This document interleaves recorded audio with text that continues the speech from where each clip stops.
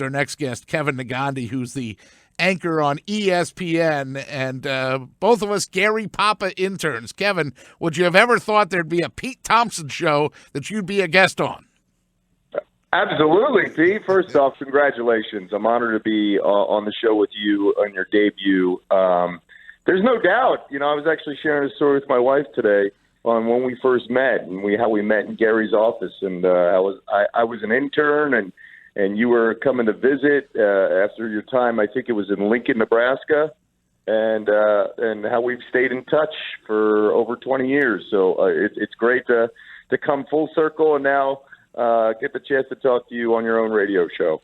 Kevin, what are you doing? Yo, what are you doing? Yo, Peter. There's no one better than Gary. Gary was the best. I didn't realize it snuck up on me, Kev. The 10-year anniversary of his passing was this week, and it snuck up on me, but he had such a profound influence. And at his service, at his funeral, that meant the world to me when you told me that story, that you were in the sports office at Channel 6 on City Line Avenue there, and I came in with my tape. And I put my tape in to show it, and I remember you saying, like, hey, if this guy's doing it and he went to Temple, I could do it too. And yes, I'm not sure if that was Scotts Bluff or if I was in Lincoln at that point. I don't know if I'd graduated to the major metropolitan area of Lincoln yet. I might have still been out where Dances with Wolves was shot. Well, you know, that's where we all have to start. My first gig was Kirksville, Missouri. And when you see – the cool thing about, you know, especially a lot of us that grew up in the Philadelphia area, South Jersey as well, when we watched Philadelphia sports, there was always a voice in our heads as the soundtrack, and we were lucky to have guys like Harry Callis and Merrill Reese. And when you look now at, you know, Zoom Off is the soundtrack of the Sixers, but Gary was really the soundtrack for many of us as future aspiring sportscasters. And the cool thing is that Gary would always have guys come back in to visit. And I think for all of us that did internships there, that wanted to be the next Gary Papa, seeing his graduates or his former interns come back like you, I made sure I came back a couple of times. When you can do that, you see a little pipeline. You see that these guys were just like me just a few years ago, and they have the same passion that I have. They have the same beliefs that I have when it comes to what we need to do to become a sportscaster. And a little bit of it is courage, but also we were all dreamers, because the idea of leaving that market to say I want to go to some random market that we would never be in our lives in the heartland and work there and grind our teeth by making less than $20,000 a year because we loved it and we thought this is the way to go. It's a small group of us, and we had the chance to get together, you know, at Gary's memorial a decade ago, and that was a great time when we looked in the room and we were like, we're all products of Gary Papa. Yep, we're all extensions of him. You know, I was talking to a buddy of mine that I went to college with who helped me get the internship with Gary. He's still one of my closest friends, Keith Skripik, and he's a Temple grad. And him and I were talking about Gary's little quirks. And Gary has a lean-in. He had a lean-in whenever he was talking on the air. And for 20 years on TV, that's all I do. I do a lean-in. And earlier this week, I had the chance to interview Zion Williamson, and here I am leaning in on a two-shot double box while I'm interviewing him, and he's in Brooklyn and I'm in Bristol, and the entire time I'm leaning in, and that's part of my DNA, and that's all Gary Papa. That's his fingerprints all over everything I do on a daily basis. So we were lucky to cross paths with Gary, and I think he'd be really proud and stunned and also laughing that me and you were talking right now. Yeah, no doubt. I mean, you talk about the money, too, and these places, and I can rattle them off like nobody's business because, you know, I've become friends with Russ Thaler. I worked with him in Lincoln, and Russ went on to NBC Sports. He was at Comcast in D.C., first and foremost. Actually, originally, Kevin, he was supposed to be with Fox Sports when they were going to get all the affiliates, and he had done some shows for Fox Sports Pittsburgh, but that was really out of, like, Kansas City, one of those things, and then there was some whole lawsuit between HTS and who was going going to get the Delmarva, like that Bethesda hub, if you will, and that ultimately went to Comcast, and then he spent a lot of years on Comcast Mid-Atlantic before going up to NBC Sports, and I think he's worth the Tennis Channel now. But Russ started, I know, Zanesville, Ohio, right? So you said Kirksville. My brain immediately went like Kirksville, what is it, Ottumwa, right, or something like that, or Kirksville? Yeah, so the satellite station was Ottumwa, which was an hour away from Kirksville, and Ottumwa was well known to be Tom Arnold's hometown. So they were super proud of Tom Arnold when I was there. I mean, we're talking back in 1998. So I lived in Ottumwa for 3 months and worked there during the week. I lived down the street from a pig factory, so you can only imagine what it would smell like in the summer. That's right. And so then I would drive down an hour through, Mennonite territory. So sometimes at night, you're in pitch dark on this, this road that's connecting Iowa and Missouri. Can't see a thing. And then I would anchor on the weekends in Kirksville, and then I would stay on my buddy's couch. Because why drive back an hour? So I would stay on my buddy's couch on Saturdays and Sundays. Yeah, I had a relationship like that in Lincoln. I stayed at a guy's couch because I couldn't, that was in Omaha when I had first crossed from Lincoln to Omaha. I didn't have a place in Omaha yet, but like my first apartment, Kevin, in Scottsbluff, and by the way, Scottsbluff, Kirksville, Ottumwa, Zanesville, Missoula, Montana, Kalispell, the Grand Junction, Colorado. Hey, I've heard of that. Guess what? It's not that big. I remember when I saw Scottsbluff was on the USA Today map. I'm like, well, it must be somewhere. It's on the USA Today map. Who? Let me tell you something. Like it's 35 miles from the Wyoming border. That Dances with Wolves reference is appropriate. Now I don't know about you, buddy, but I made $11,000, $200 a week, and then they put an extra or $220 a week. They put an extra $12 in your check to cover gas because they had no station vehicles. But nobody told me about that till I got there. Here I was looking for where's that Action News van, and there weren't any vans.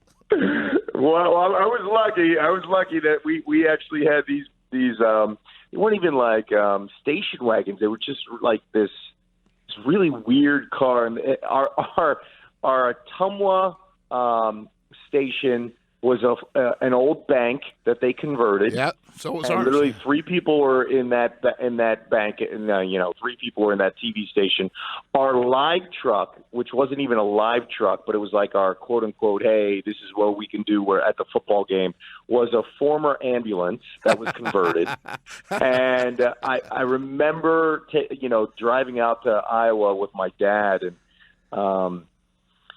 we just always saw cornfields and cornfields and cornfields. Now I'm just leaving North Philly to go to Kirksville, Missouri, and I'm trying to pitch this whole thing to my dad.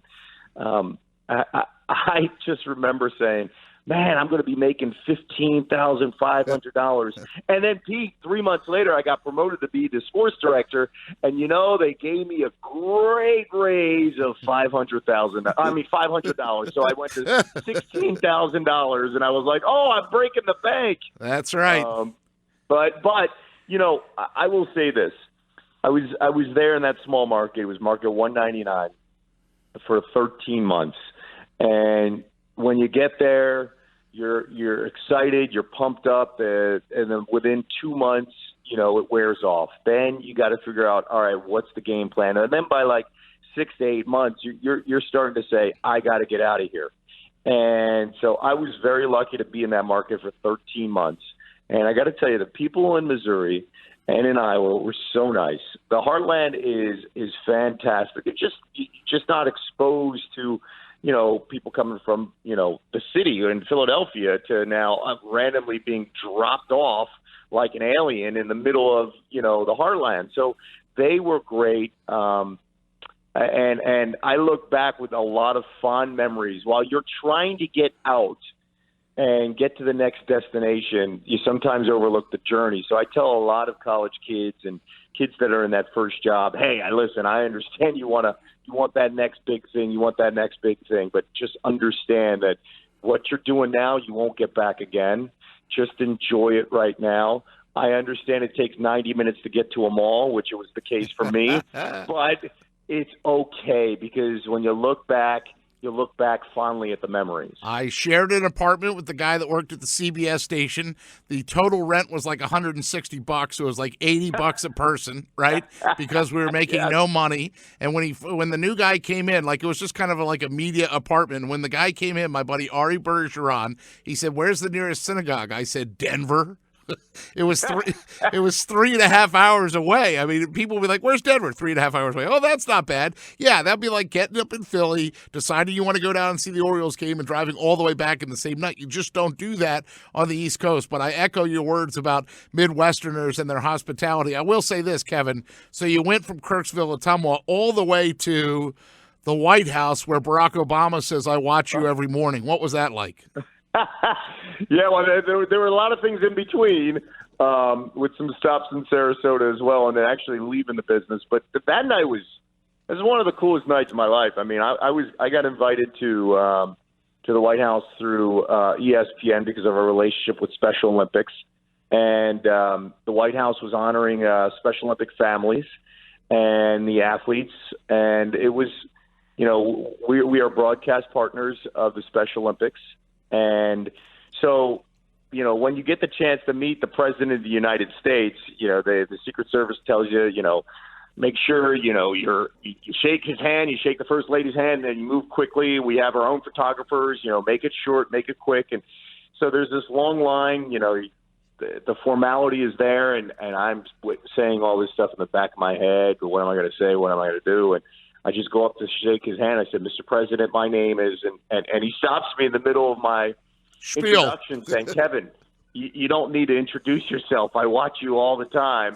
We watch you every morning. Michelle, don't we watch him every morning?" Now, listen, President Obama has a way of making you feel like you're the only person in the room, and not many people have that talent. I got to tell you, like, whether he was telling me the truth or not, or whether I was just background noise while he was doing serious work, it doesn't matter. It goes on record that he was watching me every morning. So we had a blast. It was a great, quick conversation, and the First Lady was so gracious. And we later on that night, I had the chance to talk to him again, and I casually joked with him, and this was 2014. I casually joked with him. I said, when this is done, you could always come up to Bristol, to ESPN, and we've got a spot for you. You just tell me. And he was like, "Kevin, spot. When I come up there, I'm going to take your job."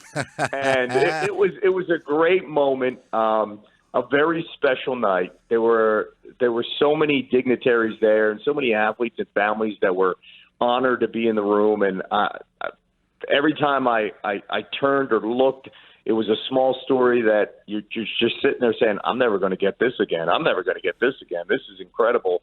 And I look back fondly at the memories. And big picture-wise, for us to continue at ESPN to have a relationship with Special Olympics 5 years later, where I've been to L.A. covering the games, Seattle, Abu Dhabi, and Austria. Next up will be Sweden, and we get to broadcast these stories, man. There's nothing better, nothing more satisfying, nothing more rewarding that you can pass on the message of inclusion and tolerance. And I give a ton of credit to the administration for making sure that those athletes were recognized that night. Well said. Kevin Negandhi with us on the very first Pete Thompson show on 97.3 ESPN. Follow him on Twitter. He's a great follow, at @KNegandhi ESPN. I did see your tweet the other night where you were a little initially skeptical of, a trade with Boston involving a player from Washington. Here we go again. But we'll see how it works out, right? It hasn't been a good week, Pete. Like, first off, the Phillies, it's really depressing what's going on with the Phillies. And when you go all in the off season, you can't shortchange it in the middle of the season when you hit a wall. And I've got a ton of questions on where this offense is, where the ace is, and how they've fallen apart without Andrew McCutchen at the top of the lineup. And it comes down to this manager, Gabe Kapler. He needs to make better decisions.